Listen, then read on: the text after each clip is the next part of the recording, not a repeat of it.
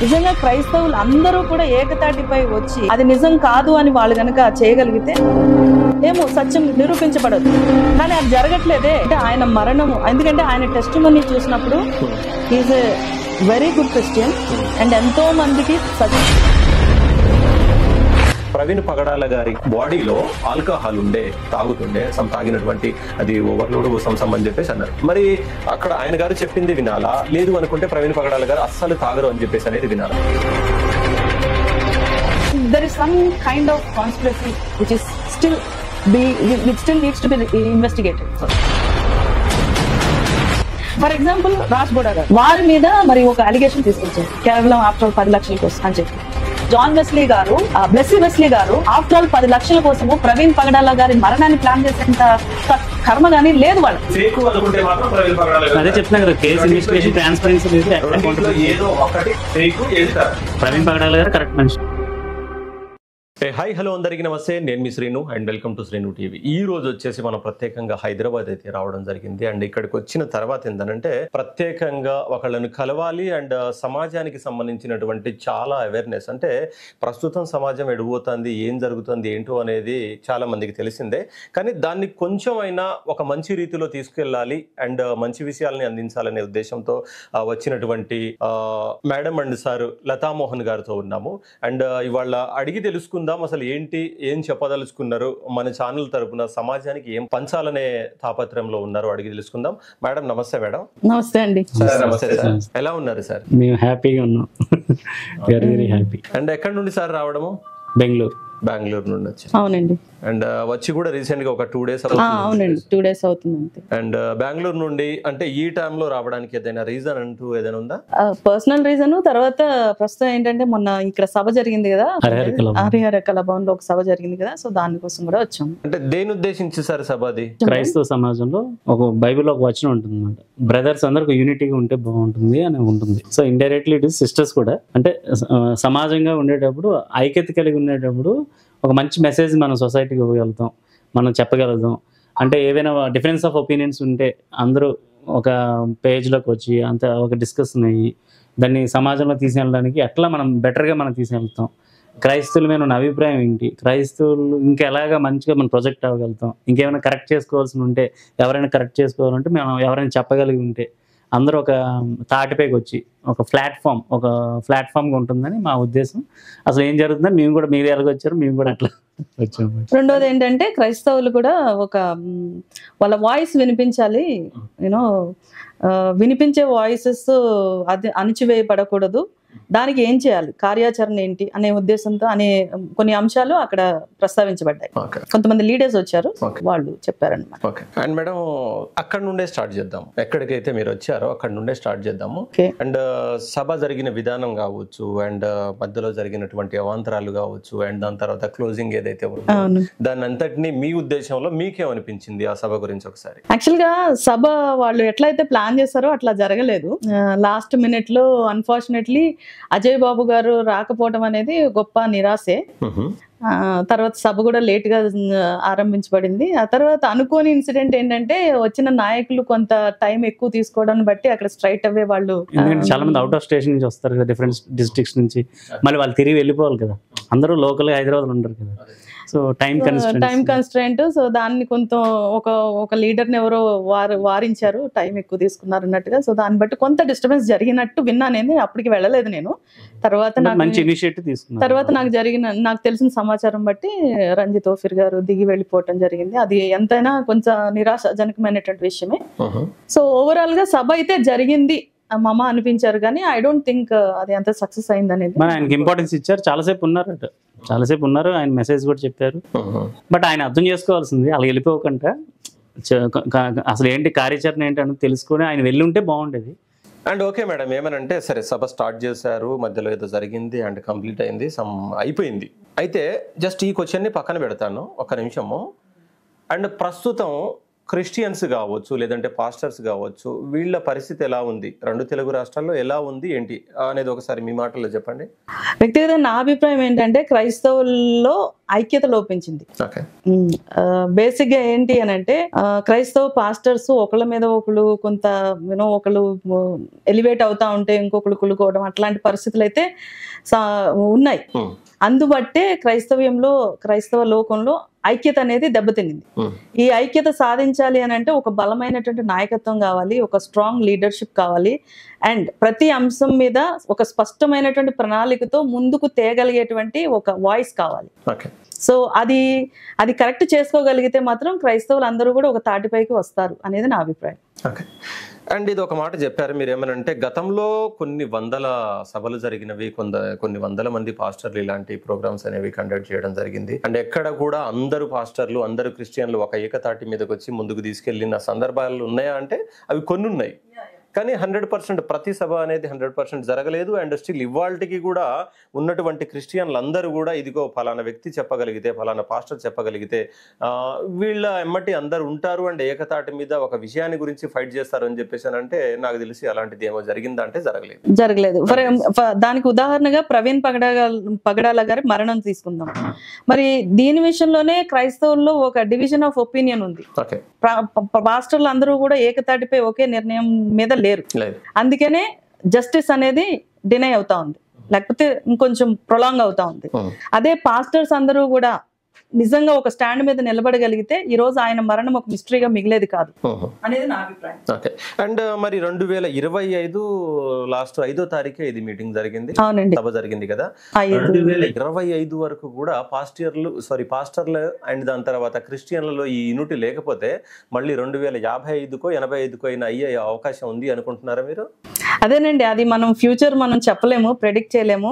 As long as మానవులము ప్రతి ఒక్కరికి బలహీనతలు ఉంటాయి, ఎంత మతం గానీ ఎంత ఇదిగా ఉన్నా కూడా, అండ్ తారతమ్యాలు అనేవి ఆబ్వియస్ గా ఉంటాయి.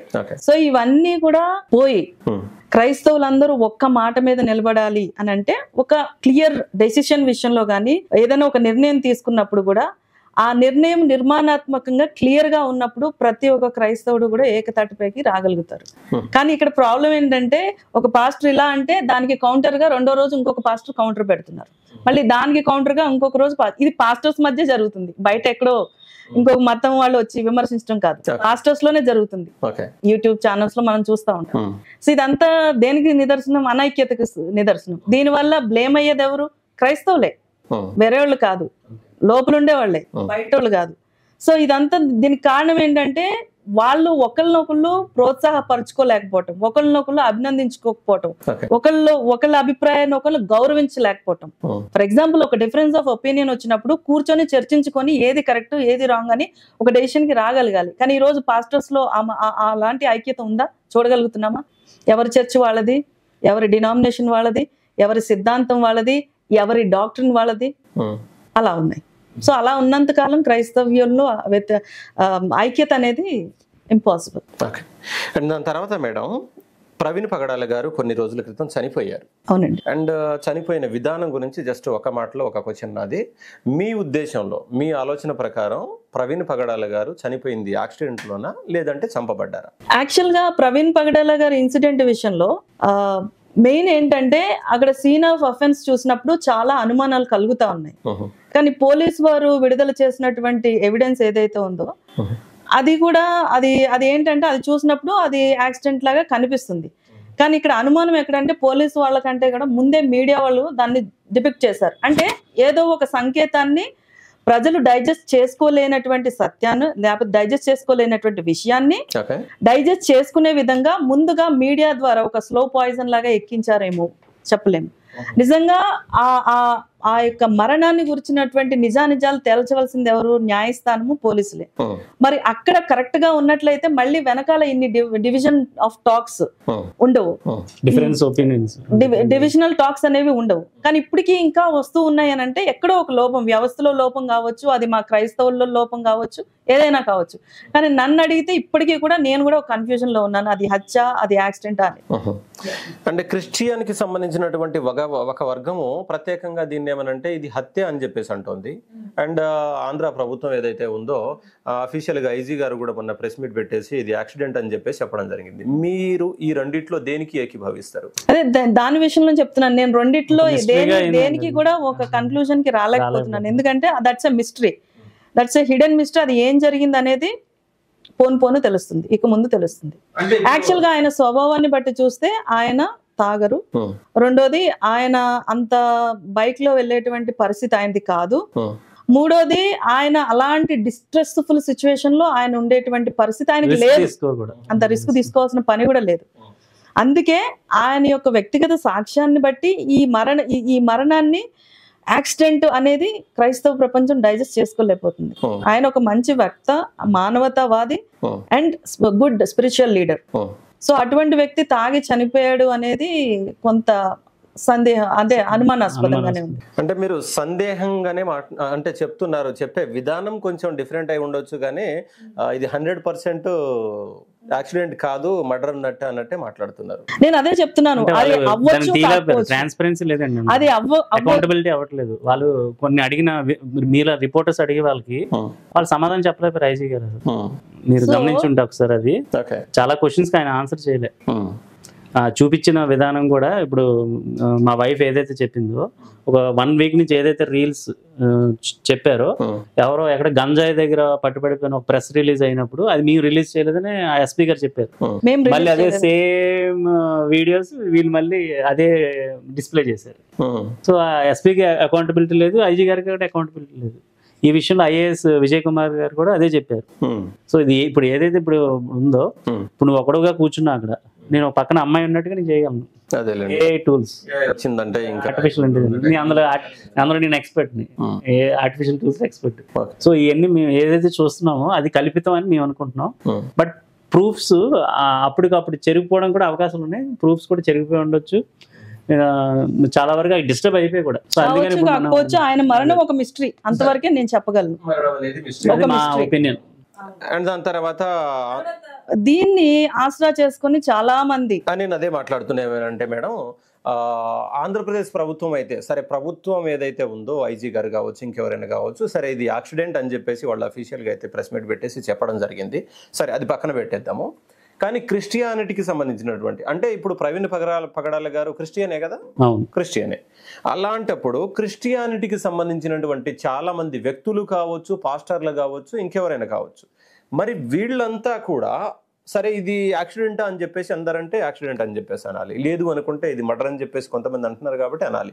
కానీ వీళ్ళు ఒక 2 వర్గాలుగా డివైడ్ అయిపోయి, కొంతమంది ఏమో యాక్సిడెంట్ అంటారు, కొంతమంది ఏమో ఇది వచ్చేసి మర్డర్ అని చెప్పేసి అంటున్నారు. అండ్ దాని తర్వాత ఇటు హిందువు కాదు, ముస్లిం కాదు, ఇంకెవరో కాదు, వీళ్ళు మాత్రమే కొట్టుకు చేస్తున్నారు. అవునండి. వీళ్ళలో కొంతమంది ఏంటంటే హత్య అని చెప్పేసి అన్నప్పుడు మళ్ళీ దీన్ని అంటే ఇప్పుడు హిందువులు ఇంకా ఎవరికో అసలు కష్టపడాల్సిన అవసరమే లేదు, మేమే కొట్టుకుంటాము, జస్ట్ మీరే చూస్తూ ఆనందించండి అన్నట్టు ఉన్నది వారం. అవునండి. వీళ్ళు ఇట్లంటే అంటే వీళ్ళని ఏమంటున్నారంటే లేదు ఇది హత్య మొహమాటంగా నేను కన్ఫర్మ్ గా చెప్తున్నాను. అండ్ వీళ్ళు కేవలం ఈ వర్గం ఏదైతే ఉందో కేవలం ఈ ఇన్సిడెంట్ ఆధారంగా చేసుకొని ఇంకేదో స్వలాభం కోసం కష్టపడుతున్నారని చెప్పేసి అంటున్నారు. దీని మీద మీ ఒపీనియన్ ఏంటి? దట్స్ రైట్, మీరు చెప్పింది 100% కరెక్ట్. ఈ ఇన్సిడెంట్ బేస్ చేసుకునే చాలా మంది తమ స్వలాభాల కోసము, స్వప్రయోజనాల కోసము ఎలివేట్ అవ్వాలి అనే ఉద్దేశంతో, మరి మోటివ్ ఏదైనప్పటికీ కూడా ఈ ఇన్సిడెంట్ ని యూజ్ చేసుకుంటున్నారు, క్యాష్ చేసుకుంటున్నారు. అండ్ ఇది ఎందుకు జరుగుతుంది అంటే, క్రైస్తవుల్లో ఉండేటువంటి ఒక వర్గము అది హత్య అంటున్నారు, ఇంకొక వర్గము అది యాక్సిడెంట్ అంటున్నారు. అసలు వీళ్ళల్లోనే డిఫరెన్స్ ఆఫ్ ఒపీనియన్ ఉన్నప్పుడు ఇది హత్య, ఇది లేకపోతే యాక్సిడెంట్ అని ఎట్లా తేలుతుంది? ఒకవేళ పోలీసు వారు ఇచ్చినటువంటి రిపోర్ట్ ఏదైతే ఉందో, వాళ్ళు ఏదైతే ఇచ్చారో అది ఒకవేళ అబద్ధమే అయితే, నిజంగా క్రైస్తవులు అందరూ కూడా ఏకతాటిపై వచ్చి అది నిజం కాదు అని వాళ్ళు గనక చేయగలిగితే ఏమో సత్యం నిరూపించబడవచ్చు. కానీ అది జరగట్లేదే, ఒక వర్గం అదంటున్నారు, ఒక వర్గం ఇదంటున్నారు. సో ఈ డిఫరెన్స్ ఆఫ్ ఒపీనియన్ ఉంది కాబట్టి ఈ రోజు కూడా ప్రవీణ్ పగడాల గారు చనిపోయి దాదాపు 1.5 అయినా కూడా it was a mystery, it is a mystery and it will be a mystery. 2 వర్గాలని చెప్పేసి అన్నాం మనము. ఏమనంటే యాక్సిడెంట్ అని చెప్పేసి అనేవాళ్ళు ఏంటంటే, సరే ప్రభుత్వానికి సానుకూలంగా మాట్లాడేవాళ్ళు అనుకుందాము. అండ్ ఇంకొకళ్ళు ఏంటంటే మర్డర్ అని చెప్పేసి వాళ్ళు అంటే ప్రభుత్వానికి వ్యతిరేకంగా మాట్లాడుతున్నారు అనుకుందాం. వీళ్ళిద్దరి ప్రయోజనం అంటే వాళ్ళు ఏ ఉద్దేశంతో చెప్తున్నారో మీరు చెప్పగలరా? ఏ వ్యక్తి కూడా ప్రభుత్వం వ్యతిరేకం మనం అనలేము. వాళ్ళ అకౌంటబిలిటీ, ట్రాన్స్పరెన్సీ. ఇక్కడ నాకున్న అవగాహన బట్టి, నేను జర్నలిజం ఫ్యామిలీ నుంచి వచ్చాయి కాబట్టి, మా నాన్నగారు జర్నలిజం స్టాఫ్ రిపోర్టర్. ఇక్కడ కరెక్ట్ చేయాల్సిన విషయం ఏంటంటే సత్యము. ఇక్కడ సత్యం తెలియజేయడానికి ఒక వర్గం, ఏది సత్యం అని ఇప్పుడు మేము సువార్త చెప్పినప్పుడు కూడా అదే చెప్తాం. ద ట్రూత్, లైఫ్ అని, నేనే జీవం, మార్గం అని చెప్తూ ఉంటాం. జీసస్ అలా వచ్చారు కాబట్టి లోకానికి. సో ఇక్కడ సత్యం అనే దాన్ని తెలియపరచడానికి ఒక వర్గం ఒకటి ఉంది, ఇంకొక వర్గం ఏంటంటే దాన్ని కప్పిపుచ్చడానికి అని నా అభిప్రాయం. మరి సరే, మీరు చెప్పారు మీ అభిప్రాయం రెండు వచ్చేసి ఒకటి చెప్పారు. సరే, సత్యాన్ని జనాలకి పరిచయం చేయాలంటే అది తెలియచేయాలని చెప్పేసి ఒక వర్గం ఉందని చెప్పేసి అంటున్నారు, ఇంకొక వర్గం అని చెప్పేసి అన్నారు. అంటే వాళ్ళ మోటివ్ ఏముంది, వాళ్ళ ఉద్దేశం ఏముంది? ఇక్కడ ఇద్దరు మోటివ్ ఒకటే అయి ఉండొచ్చు. రాజకీయంగా ఎదగాలనో లేకపోతే మానిటరీగా బెనిఫిట్ పొందాలనో కావచ్చు. కొంతమంది నిజంగా సత్యం ఏంటో వెలికి తీయాలని, అసలు సత్యాన్ని తెలియచేయాలనేటువంటి మోటివ్. రెండు ఉన్నాయి. ఒక కాయిన్ కి టూ సైడ్స్ ఎలా ఉన్నాయో, అందరూ అందరూ లబ్ధి పొందాలి అని కాదు. అంటే రాజకీయం కూడా బయటకు రావాలంటే, ఇప్పుడు ప్రజల్లోకి రావాలంటే ఏదో జరగాలి కదా. ఇప్పుడు ఒకరికి ఒక రోజు నైటే ఆయన సెలబ్రిటీ అయిపోయాడు అంటే అర్థం ఏంటి? వ్యూస్ పెరిగితే సబ్స్క్రైబ్ చేస్తారు, జనాలు వీడియోస్ చూస్తారు. ఇప్పుడు తెలియని వ్యక్తులు కూడా బయటకు వస్తుంటారు. అట్లా ఇంకొక వర్గం కూడా వాళ్ళు ప్రొజెక్ట్ చేసుకుంటున్నారు. అంటే వాళ్ళ కార్యాచరణ పొలిటికల్ లోకి ఎంటర్ అవ్వాలను, లేకపోతే కాంటాక్ట్స్ పెంచుకోవాలి. ఇది అందరి ఉద్దేశం కాదు. నిజంగా సత్యం తెలియాలి, సత్యం కోసం పోరాడేటువంటి వర్గం ఉన్నారు. And I'm one of it. Actual గా చెప్పాలి అని అంటే ఆయన మరణము, ఎందుకంటే ఆయన టెస్టిమనీ చూసినప్పుడు he's a very good Christian and ఎంతో మందికి సత్యాన్ని తెలియజేసినటువంటి వ్యక్తి. సరే, ఆయన డిబేట్ సంగతి అయితే పక్కన పెడదాము, ఓకే. కానీ ఆయన ఒక మంచి హ్యుమానిటేరియన్, ఆ తర్వాత మంచి ఫిలాసాఫికల్, మంచి ఇంటెలెక్చువల్. సో ఇవన్నిటిని బట్టి చూస్తే మరి ఆయన తాగి బండి మీద తూలుతూ చనిపోయారు అనేది అంత నమ్మశక్యంగా లేదు.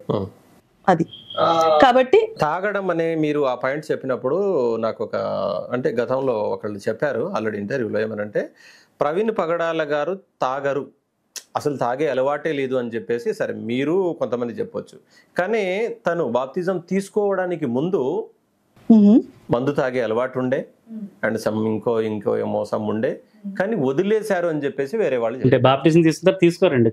దానికి ముందు తీసుకున్నారు కాబట్టి అది పాత అలవాటే కదా, ఎప్పుడు ఉండేదే కదా, బాప్తిజం తీసుకుంటే ఏంటి, ఇంకేదో ఉంటే ఏంటి, తర్వాత కూడా అదే ఆలోచనలతో తీసుకొని ఉంటారు అని చెప్పేసి కొంతమంది అంటున్నారు. దాని గురించి ఇప్పుడు కన్వర్షన్ అంటే ఏంటండి? ఇప్పుడు యాక్చువల్ గా మతం మార్చుకున్నారు, లేకపోతే కులం కాదు, మతం మార్చుకున్నారు అంటే కన్వర్షన్ అనేది ఏంటి? కన్వర్షన్ అనేది హృదయానికి సంబంధించింది. ఇప్పుడు ఒక వ్యక్తి బాప్తిసం తీసుకున్నారు అంటే అతని హృదయంలో పరిపూర్ణంగా యేసుక్రీస్తు ప్రభువారి యందు విశ్వాసం ఉంచి, యేసుక్రీస్తు ప్రభువారు ఏదైతే మార్గాన్ని చూపించారో, ఏదైతే సత్యం అని ఆయన చెప్పారో దాన్ని అంగీకరించి తన యొక్క మత విశ్వాసాన్ని బాప్తిసం ద్వారా ఆయనే కాదు, ఏ విశ్వాసి అయినా, ఏ క్రైస్తవుడైనా చూపించుకుంటారు. సో ఒకసారి ఒక వ్యక్తి నిజంగా మార్పు చెందిన తర్వాత రెండోసారి ఆయన ఆ పాత అలవాట్లు ఏవైతే ఉన్నాయో అవి తిరిగి పునరుద్ధరిస్తారు అని నేను అనుకోను. And okay madam, Praveen Pagadala గారు మందు తీసుకోరు అంటే తాగరు, ఇంకేదో అలవాటు లేదు అని చెప్పేసి చాలా మంది అంటున్నారు. అండ్ నాకు తెలిసి ఒక రకంగా మీ మనసులో కూడా అదే ఉండొచ్చు. ఎస్, అవునండి. కానీ నాకున్న డౌట్ ఏందనంటే, నాకున్నది అండ్ చాలా మందికి ఉన్న డౌట్ కూడా ఏందనంటే, ప్రవీణ్ పగడాల గారు చనిపోవడానికి ముందు అంటే బాప్తిజం తీసుకోవడానికి ముందు ఇది కాదు ప్రవీణ్ పగడాల గారి జీవితము. అండ్ కొన్ని ఇంటర్వ్యూలో కూడా ప్రవీణ్ పగడాల గారు చెప్పారు ఏమనంటే, గతంలో నేను ఇది కాదు, నేను ఇప్పుడు పూర్తిగా మారాను కాబట్టి ఇలా, కానీ నా గతం ఏంటంటే నేను మందు తాగుతుండే, గాంజా తాగుతుండే, ఇంకేదో అని చెప్పేసి కొన్ని సందర్భాల్లో చెప్పారని చెప్పేసి విన్నాను నేను. ఆయన సాక్ష్యం చెప్పారు. అయితే గతంలో ఆ అలవాటు ఉన్నటువంటి మనిషి ఇప్పుడు పూర్తిగా మారారు అంటే బాప్తిజం తీసుకున్న తర్వాత మందు లేదు, ఇంకేదో అలవాటు లేదు అని చెప్పేసి చాలా మంది బయట చెప్పారు, సాక్ష్యం టెస్టిమనీ చెప్పారు అని చెప్పేసి అంటున్నారు. కానీ ఐజీ గారు రీసెంట్లీ చనిపోయిన తర్వాత ప్రెస్ రిపోర్టు పెట్టేసి చెప్పిన విషయం ఏంటంటే, ప్రవీణ్ పగడాల గారి బాడీలో ఆల్కహాల్ ఉండే, తాగుతుండే, తాగినటువంటి అది ఓవర్లోడ్ సమ్ అని చెప్పేసి అన్నారు. మరి అక్కడ ఆయన గారు చెప్పింది వినాలా, లేదు అనుకుంటే ప్రవీణ్ పగడాల గారు అస్సలు తాగరు అని చెప్పేసి అనేది వినాలా? దీని గురించి మీ క్లారిటీ ఏమైనా? యాక్చువల్గా ప్రవీణ్ పగడాల గారు బాప్తిజం తీసుకోకముందు, అంటే క్రైస్తవ్యంలోకి రాకముందు ఆయన టెస్టిమనీ ఏంటి అనేది మీరు ఇప్పుడే చెప్పారు. అంటే ఆయన తాగేవారు, కానీ ఆయన బాప్తిజం తీసుకున్న తర్వాత ఆయన తాగటం కానీ వేరే ఏ దుర్వ్యసనాలకు కానీ అలవాటు అంటే చేయలేదు. యాక్చువల్గా ఒక వ్యక్తి బాప్తిజం తీసుకున్న తర్వాత, అంటే బాప్తిజం యొక్క అర్థం ఏంటి అని అంటే, నేను క్రీస్తును అంగీకరిస్తున్నాను, క్రీస్తు యొక్క మార్గంలో నడుస్తున్నాను. ఎందుకు అని అంటే, క్రీస్తు నా హృదయంలోకి వచ్చారు, నా హృదయంలోకి వచ్చిన తర్వాత నా హృదయం మార్చబడింది, నా హృదయంలో ఉండేటువంటి ప్రతి బలహీనత ఆయన తీసివేశాడు అనే దానికి నిదర్శనంగా బాప్తిజం తీసుకుంటారు. సో ఎప్పుడైతే క్రీస్తు ఒక వ్యక్తి హృదయంలోకి వస్తారో అతని జీవితం మార్చబడుతుంది, అతని మనసు మార్చబడుతుంది. అది నిజమైనటువంటి క్రైస్తవ్యం. అంటే ఒక వ్యక్తి క్రీస్తుని నమ్ముకోవడం వల్ల అతని మతం మారదు, కులం మారదు, వర్గం మారదు, రంగు మారదు, రూపం మారదు, ఏది మారదు. మారేది కేవలం మనసు మాత్రమే. సో మనసు మారినప్పుడు అతని హృదయంలో పుట్టే కోరికలు కూడా మారుతాయి. ఇప్పుడు ఫర్ ఎగ్జాంపుల్ ఒక మందు ఉంది అనుకోండి, యేసు ప్రభుని నమ్ముకోక ముందు ఆ వ్యక్తికి మందు తాగాలనిపిస్తుంది, కానీ యేసు ప్రభు నీ హృదయంలో ఉన్నప్పుడు ఆ మందు మీద అసహ్యం పుడుతుంది. ఇది తప్పు, ఇది తాగితే తప్పు అని మనస్సాక్షి ఒకటి ఉంటుంది, అది ఆపుతుంది. ఆ మనస్సాక్షి శుద్ధీకరించబడుతుంది. సో అందును బట్టి ఒక వ్యక్తి బాప్తిజం తీసుకున్న తర్వాత నిజ క్రైస్తవుడు ఎవరు కూడా పాత వ్యసనాల వైపుకు వెళ్ళాడు. సో అందును బట్టి అతను గతంలో తాగిండొచ్చు, కానీ యేసు ప్రభుని నమ్ముకున్న తర్వాత ఇప్పుడు క్రీస్తు నమ్మకం ముందు ఆ తర్వాత అతను తాగేటువంటి ప్రసక్తే లేదు. ప్రవీణ్ పగడాల గారు మందు తీసుకోరు అనేది నా అభిప్రాయం, నాకు తెలిసిన సమాచారం. అండ్ ఇక్కడ మనం 2 పాయింట్లు ఆధారంగా చేసుకోవచ్చు.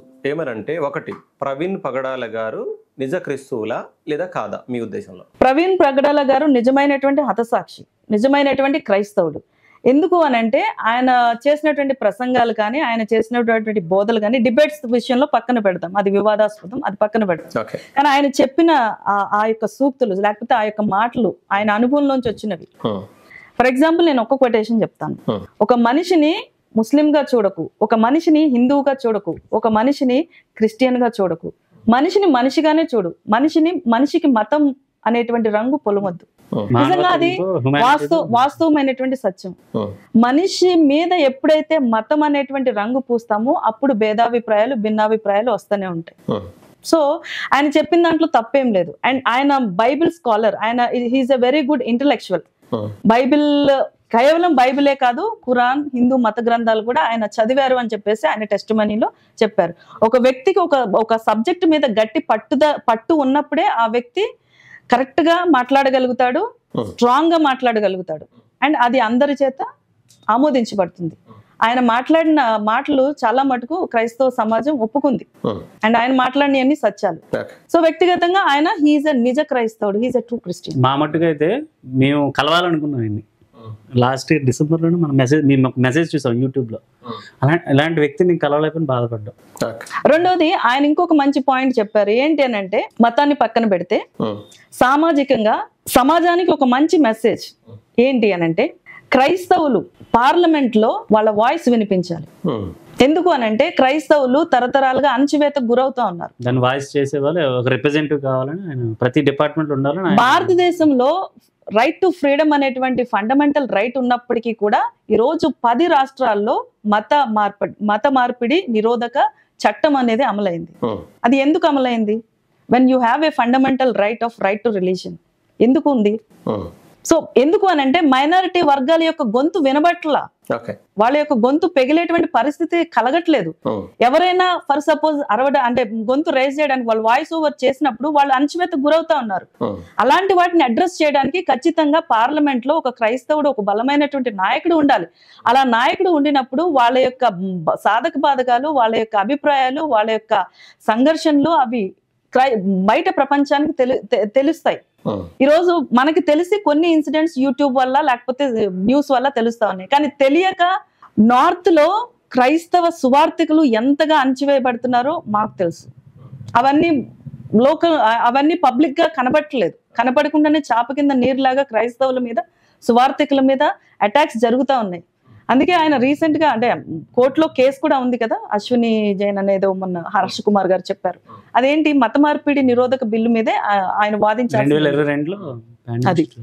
సో ఇవన్నీ కూడా సమాజానికి మంచి చేసేవి. అంటే అణగారిన వర్గాల్లో చైతన్యం తీసుకురావడానికి ఆయన చెప్పినటువంటి సూచనలు లేకపోతే చేసినటువంటి ఆ యొక్క డెసిషన్స్ అవన్నీ కూడా ఆమోదయోగ్యమైనవి. ఓకే మేడం, జస్ట్ చిన్న మాటల్లో చెప్పేయండి నాకేమనంటే, ఇప్పుడు ప్రవీణ్ పగడాల గారు నిజమైన క్రిస్టియన్ అంటే బాప్తిజం తీసుకున్న తర్వాత 100% ఆల్కహాల్ తీసుకోరు, తాగలేదని చెప్పేసి అంటున్నారు. ఇది కరెక్ట్? ఇది కరెక్ట్. అలాంటప్పుడు ఆంధ్రప్రదేశ్ ప్రభుత్వం ఇచ్చినటువంటి స్టేట్మెంట్ ఏదైతే ఉందో పోస్ట్ మార్టం రిపోర్ట్, ఇది కరెక్టేనా? అది ఫ్యాబ్రికేటెడ్ పోస్ట్.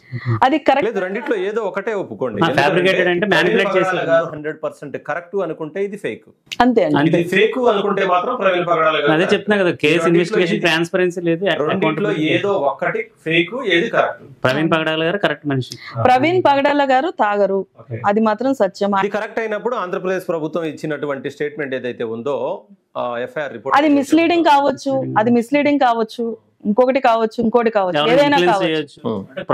కానీ ఒకటి సత్యం ఏంటి అని అంటే, ప్రవీణ్ పగడాల గారు తాగరు. He is a good humanitarian. ఆయన నిజ క్రైస్తవుడు. ఇది నిజమైనప్పుడు అది అబద్ధం అనాలి కదా, అంతే కదా? అది అబద్ధము అని అనడానికి అది ఇన్వెస్టిగేషన్ జరిగిన తీరు చాలా సందేహాస్పదంగా ఉంది. సో ఇన్వెస్టిగేషన్ అక్కడ మనకు ఉండేటువంటి ఎవిడెన్స్ బేస్ చేసుకునే రిపోర్ట్స్ వస్తాయి, కానీ వాస్తవంగా సత్యంగా జరిగింది ఏంటి అనేది తెలియదు కదా. ఓన్లీ ఎవిడెన్స్ బేస్ గా చూసినప్పుడు పోస్ట్ మార్టం రిపోర్ట్ లో ఏదైతే ఉందో దాని బేసిస్ మనకి రిపోర్ట్ వచ్చింది. సో కానీ వాస్తవంగా అక్కడ జరిగిన సన్నివేశాలు కానీ ఏది కూడా కరెక్ట్ గా క్లియర్ కట్ గా ఈ రోజు వరకు చూపించబడలేదు. 400 CC కెమెరాస్ అన్నారు. 400 CC కెమెరాస్ యొక్క ఫుటేజ్ ఉండిందా? ఎవరి దగ్గరైనా చూసారా? లేదు. రెండోది, మనం వ్యక్తిగతంగా ప్రవీణ్ పగడాల గారి యొక్క క్యారెక్టర్ చూసినప్పుడు ఆయన తాగేటువంటి ఆ నేచర్ అంటే ఆ రిపోర్ట్ వచ్చిన దానికి భిన్నంగా ఉంది. So there is some kind of conspiracy which still needs to be investigated.